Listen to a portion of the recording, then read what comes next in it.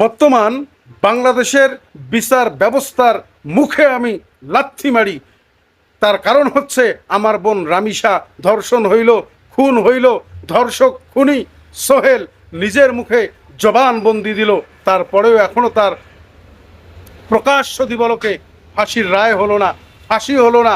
আমরা বাংলাদেশের সমস্ত মুসলমান জনসমক্ষে বাইতুল মোকাররমের সামনে তাকে জনসমক্ষে ফাঁসি দেওয়া হোক।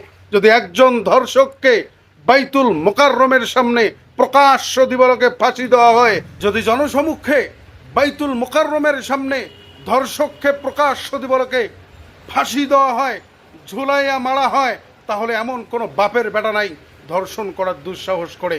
এটা আমরা সাধারণ জনগণ, আমরা যারা আছি, মাননীয় প্রধানমন্ত্রীর কাছে আমাদের আবেদন, আপনি প্রকাশ্য দিবলকে ধর্ষকদেরকে প্রকাশ্য দিবলকে বাইতুল মোকাররমের সামনে ফাঁসি দেওয়ার ব্যবস্থা করেন।